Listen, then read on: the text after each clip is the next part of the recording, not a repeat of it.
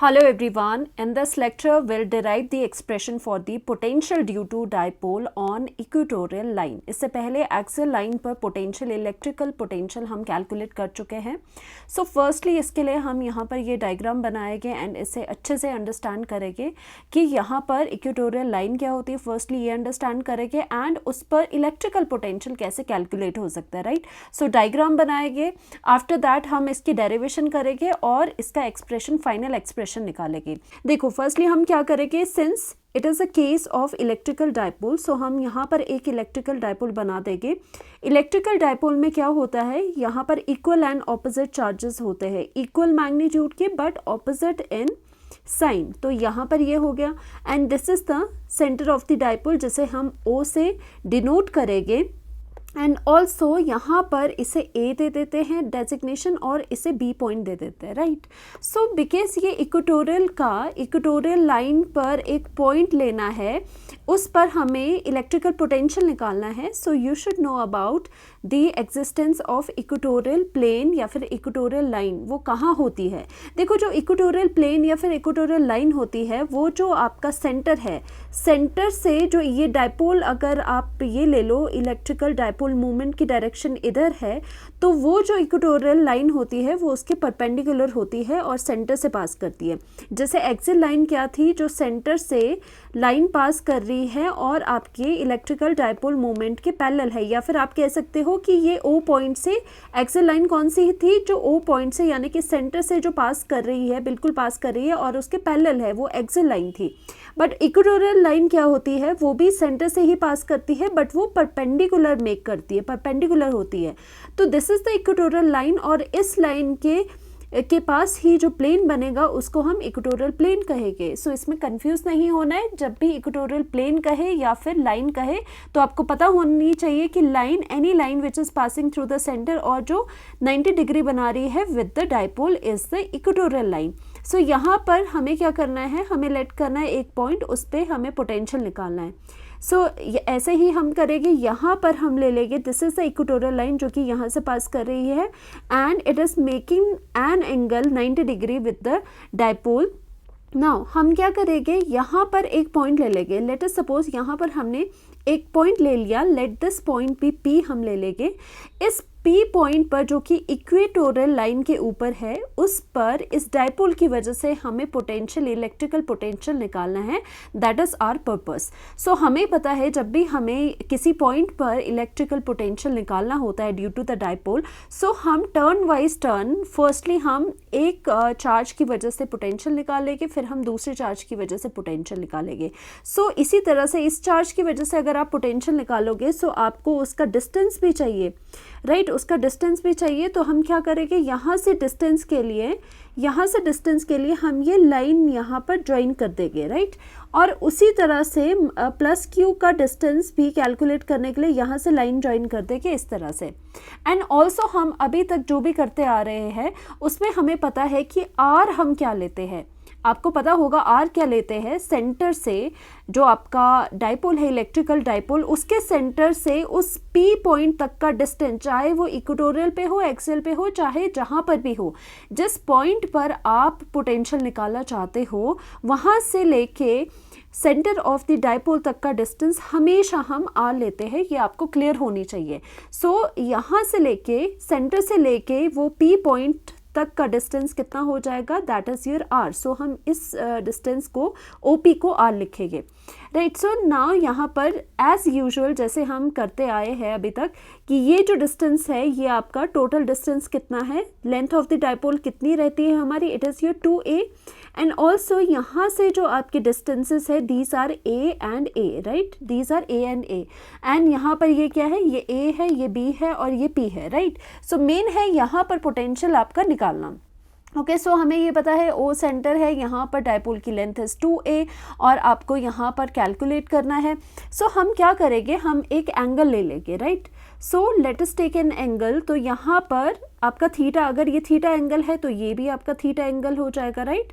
ये theta angle है तो ये भी आपका क्या हो जाएगा, थीटा एंगल हो जाएगा। अब आप ये सोचोगे कि आपने यहाँ पर ये थीटा एंगल क्यों लिखे, ये दोनों इक्वल एंगल क्यों हैं? बिकॉज हम यहाँ पर अभी देखेंगे कि ये जो ट्राइंगल्स है, ये दोनों जो ट्राइंगल्स है, दीज आर सिमिलर।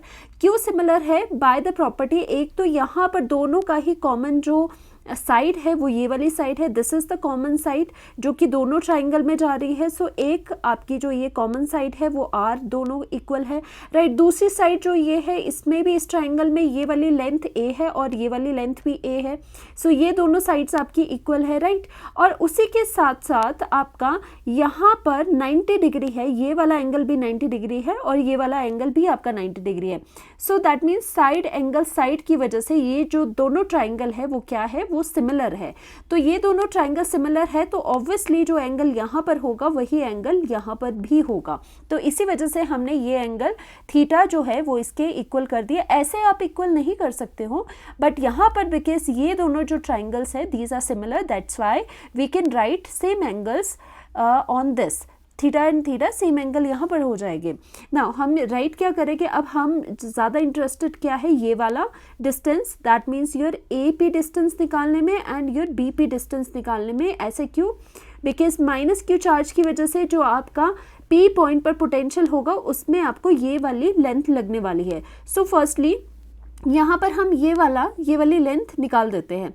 सो यहाँ पर मैं अलग से इसे करूँगी इन ट्राइंगल APO ट्राइंगल में, दैट मीन्स APO ट्राइंगल में आपको यहाँ पर पता है this is the 90 degree, this is the angle. So यहाँ पर ये वाली चीज़ दैट इज द हाइपोटेन्यूज कैसे निकलेगा according to the Pythagoras theorem. तो ये हाइपोटेन्यूज कितना निकल जाएगा, it is equal to this under root of this square plus this square, right. So हम लिख सकते हैं that means according to this जो आपका यहाँ पर AP है, AP इज इक्वल टू कितना आ रहा है वो अंडर रूट बेस का स्क्वायर, बेस क्या है A स्क्वायर, एंड आपका जो परपेंडिकुलर है उसका स्क्वायर वो है R स्क्वायर। सिमिलरली दूसरे ट्राइंगल में इन ट्राइंगल, फिर से लिखते हैं हम इन ट्राइंगल BPO, उस ट्राइंगल में BPO ट्राइंगल में अगर आप देखें so this is the 90 degree, this is the theta angle. So इस केस में अगर हमें ये वाली लेंथ निकालनी है सो दिस इज द हाइपोटेन्यूज। इस केस में भी हाइपोटेन्यूज का फॉर्मूला आप लगाओगे।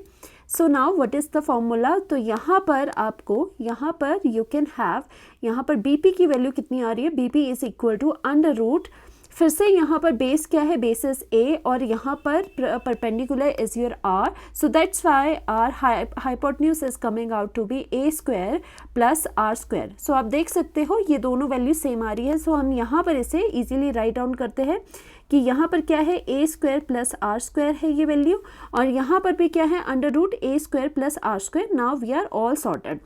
सो यहाँ पर ये वैल्यूज निकल चुकी हैं। नाउ मेन जो थिंग है, मेन आपका क्या पर्पस है, main is to calculate the potential at this point which is residing on a equatorial line. और यहाँ पर टर्न वाइज टर्न इसकी वजह से एंड इसकी वजह से पोटेंशियल आप यहाँ पर कैलकुलेट करेंगे। ओके ना, चलिए यहाँ पर फर्स्टली कैलकुलेट करते हैं। Now potential we can write, now the potential at P point due to charge. अब कौन से चार्ज की वजह से कैलकुलेट करना है, due to charge minus Q की वजह से हमें कैलकुलेट करना है। और लेट इट बी वो माइनस क्यू की वजह से पोटेंशियल कितना है V1 हमने खुद से ले लिया। So now according to the potential formula आपको पता है पोटेंशियल एट एनी पॉइंट क्या होता है, जो चार्ज होता है प्लस या माइनस विथ साइन लेते हैं। जो चार्ज, जिस चार्ज की वजह से पोटेंशियल कैलकुलेट कर रहे हो उस चार्ज को विथ साइन लिखना है divided by 4 pi epsilon not, and यहाँ पर डिस्टेंस आता है, distance from the charge to that point. So यहाँ पर भी आपका V1 कितना आ जाएगा, now V1 is equal to charge कितना है, minus Q is the charge, right. So यहाँ पर राइट करोगे minus Q is the charge divided by 4 pi epsilon not, and distance क्या होगा, देखो माइनस क्यू चार्ज से उस P पॉइंट तक का डिस्टेंस जहाँ पर आप पोटेंशियल निकालना चाहते हो वो डिस्टेंस ये है, और वो डिस्टेंस हमने कैलकुलेट करा है this much.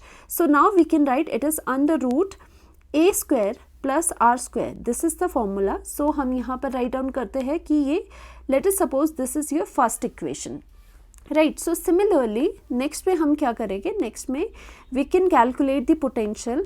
I will write the potential at P due due to charge, अब कौन से चार्ज की वजह से हमें कैलकुलेट करना है, due to charge plus Q, और let this potential be designated by V2. Now we can calculate, now V2 is equal to what, कितना चार्ज है आपका, विथ साइन आपको लेना होता है पोटेंशियल में, plus Q divided by 4 pi epsilon not, and what is the distance between this plus Q and the P point जहाँ पर पोटेंशियल निकालना है, this is this much. So we can have under root A square plus R square. This is your second equation. This is your second equation. Now हमें तो net potential निकालना है at this point. तो net potential क्या होगा, V1 plus V2 आप directly लिख सकते हो, जस्ट हम सम करेंगे इसका. So we can write, so I can write the net potential at point P. At point P is net potential कितना हो जाएगा, it is represented by V. V is equal to V1 plus V2 आपका यहाँ पर हो जाएगा. सो V1 आपका कितना है, V1 इज, यहाँ से फर्स्ट इक्वेशन से V1 उठाओ, V1 is minus Q divided by 4 pi epsilon not, and यहाँ पर कितना हो जाएगा, under root A square plus R square हो जाएगा, plus V2 is second equation से उठाओगे, plus Q divided by 4 pi epsilon not and your under root A square plus R square. So यहाँ से आपको लग रहा है कि ये चीज़ें क्या है, ये चीज़ें सेम है बट ऑपोजिट साइन में है, बिल्कुल सेम है बट ऑपोजिट साइन में. क्या आया कैलकुलेट करके, V is coming out to be 0. Okay, so net potential at that point is equal to 0. तो हमेशा आपको ये रिमेंबर होना चाहिए कि जब भी आप एक इक्वेटोरियल पॉइंट पर, इक्वेटोरियल लाइन पर कोई पॉइंट ले रहे हो और वहाँ पर पोटेंशियल कैलकुलेट करना चाहते हो, तो always due to a dipole the potential at a point which is residing on a equatorial line is always going to be 0. हमेशा ये चीज़ आप याद रखोगे.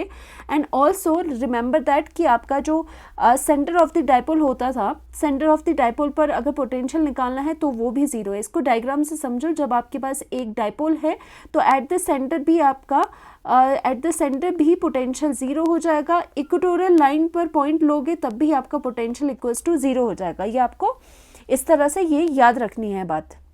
सो यहाँ पर क्या किया है, यहाँ पर भी वही डायग्राम पहले आपको बनाना है, और मोर ओवर यहाँ पर ये टेस्ट चार्ज आपको Q0 रखना होता है. देखो अंडर इन्वेस्टिगेशन जो भी चीज़ चल रही है, because at this point P आपको पोटेंशियल निकालना है, सो फॉर दैट आपको एक टेस्ट चार्ज लेना होता है जो यूजुअली पॉजिटिव होता है. तो टेस्ट चार्ज आप यहाँ पर लेते हो Q0, तो उस पर पोटेंशियल का इफेक्ट देखते हो. तो हम यहाँ पर हम लिखते हैं कि यहाँ पर हमने क्या लिया है, टेस्ट चार्ज लिया है Q0 at this P point, right. So यहाँ पर वही है, पोटेंशियल हमने V1 कैलकुलेट कर दिया, राइट. माइनस क्यू चार्ज की वजह से यहाँ पर प्लस क्यू चार्ज की वजह से पोटेंशियल आ गया. नेट पोटेंशियल में V1 प्लस V2 कर लेंगे जो कि V इज इक्वल टू 0 आ गया यहाँ पर, राइट. सो नाउ हमने कंक्लूड अभी तक क्या करा, हमने जो डाइपोल है, डाइपोल के केस में क्या क्या अभी तक हमने लर्न करा है, that at the center of the dipole V net equals to 0 आएगा, no potential is there. And also at the equatorial line V net potential, जो आपका पोटेंशियल है नेट, वो इक्वल टू 0 आता है. सिर्फ आपका अभी तक हमारा जो एक्सेल के केस में है, एक्सेल के केस में नॉन 0 आया था जिसका हमने एक्सप्रेशन डिराइव करा था, राइट. सो होपफुली आपको समझ आया होगा. नेक्स्ट लेक्चर में हम क्या डिस्कस करेंगे, यही पोटेंशियल हम कैलकुलेट करेंगे at any point due to the dipole. Dipole वही रहेगा बट जो ये पॉइंट है वो ना तो इक्वेटोरियल पे रहेगा ना ही एक्सेल पे, कोई भी रैंडम P पॉइंट पर रहेगा, वो कैलकुलेट करेंगे. वो बहुत ज़्यादा इंपॉर्टेंट होने वाला है. सो होपफुली आपको समझ आया होगा. Thank you so much.